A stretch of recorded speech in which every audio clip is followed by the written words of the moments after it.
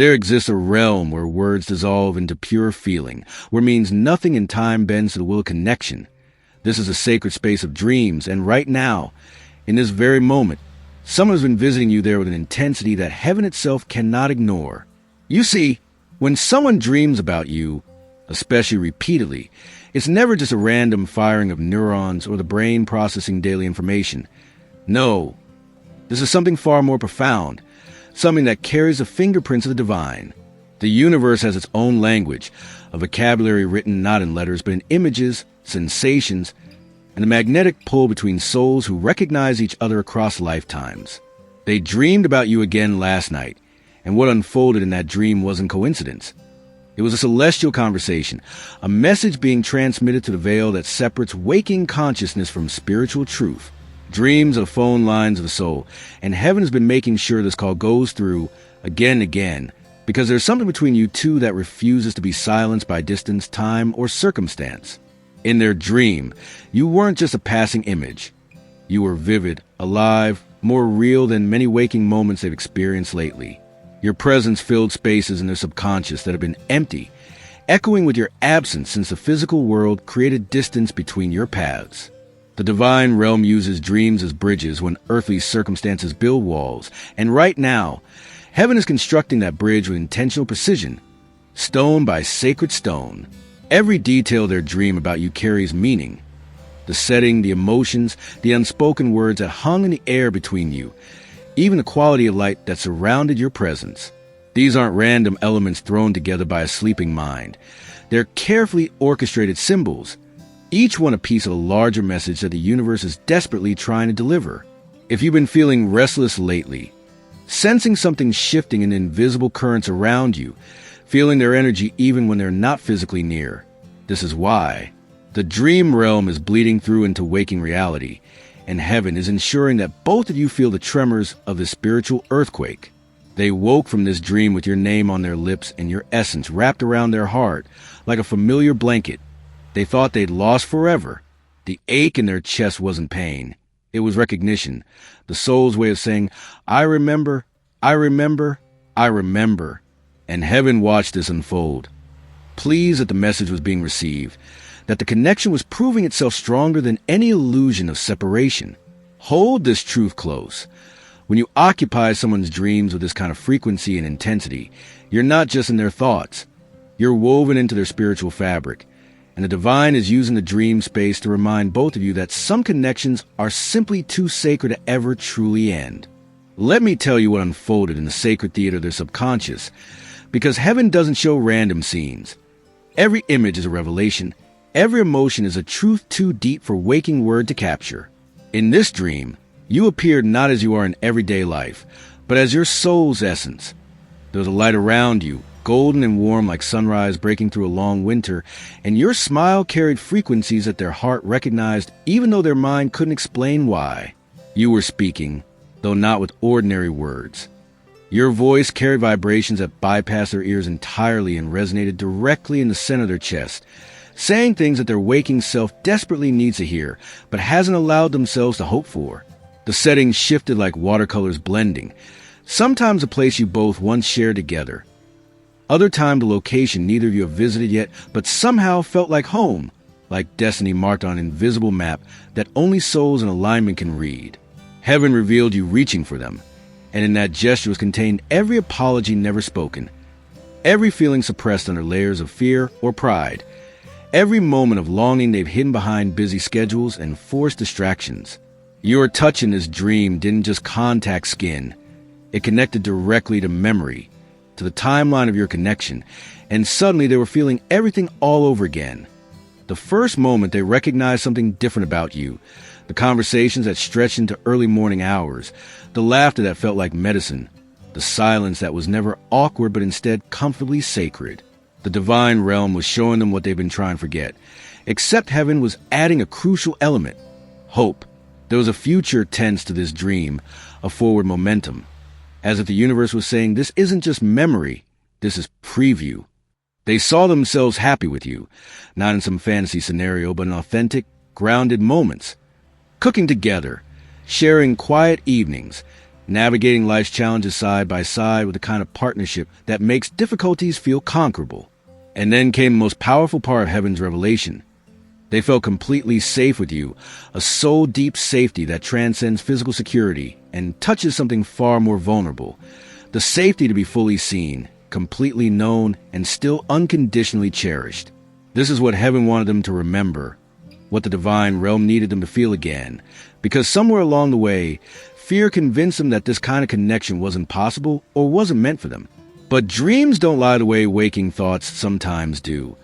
Dreams access truth that ego and fear haven't learned to censor yet. When they woke, there were tears, not from sadness, but from the overwhelming recognition of love's presence, even in absence.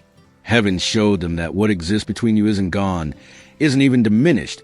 It's just been waiting patiently for both of you to be ready for what it actually means, for the depth it wants to reach, for the transformation it's trying to catalyze in both your lives. There's a truth that science is only beginning to whisper about, but that mystics and healers have known for centuries. Certain connections create energetic cords between souls, invisible threads that remain intact regardless of physical distance, time apart, or even painful separations that should theoretically sever all bonds. You and this person who keeps dreaming about you. You're connected by one of these cords, a luminous thread that runs between your hearts like a direct line the universe refuses to disconnect no matter how many times circumstances try to cut the wire. This is why they can sense you when you're thinking about them, why they know when you're struggling even without a single text message, why they feel the shifts in your energy as clearly as changes in weather.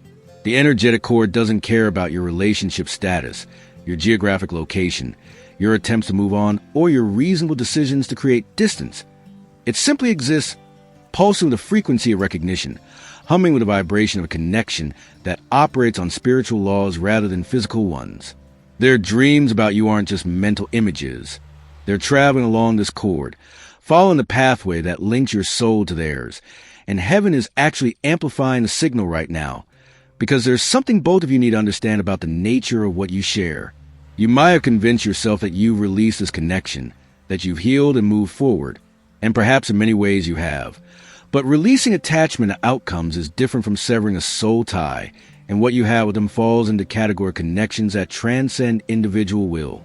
This isn't about obsession or unhealthy attachment. It's about recognition between souls who agreed on some level beyond conscious awareness to be significant in each other's journeys, to serve as mirrors and catalysts and companions through particular chapters of spiritual evolution.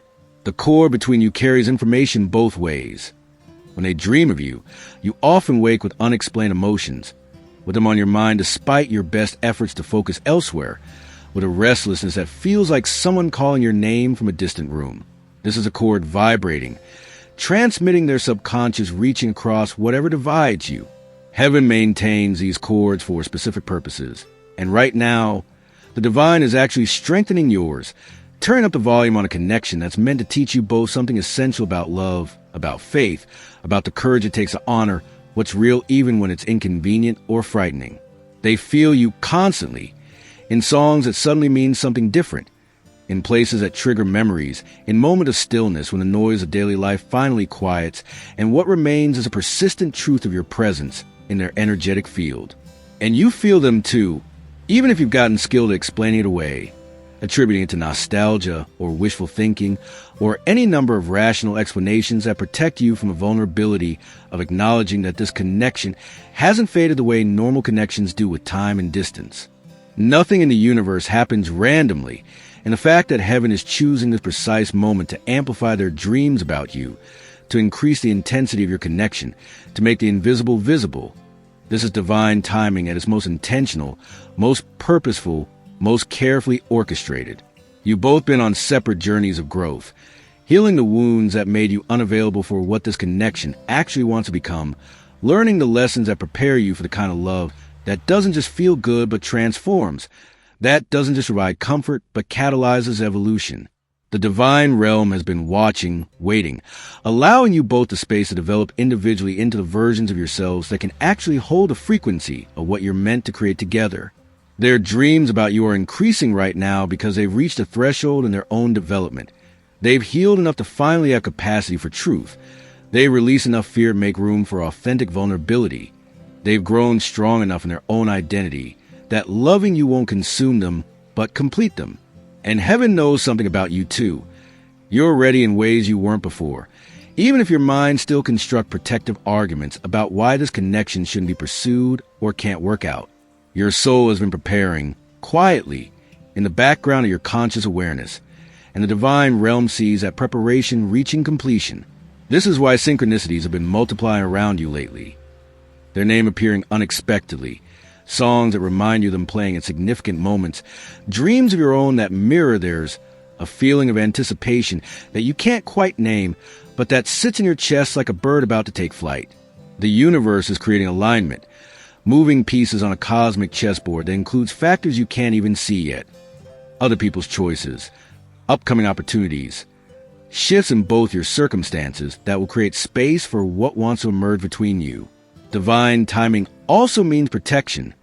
Heaven has been preventing premature reunion, because coming together before both of you were ready would have resulted in the same patterns, the same fears, the same ending. But now something fundamental has shifted in the spiritual architecture of your connection, and the dreams are heaven's way of preparing them, softening their heart, reminding their soul what it already knows but their ego had forgotten.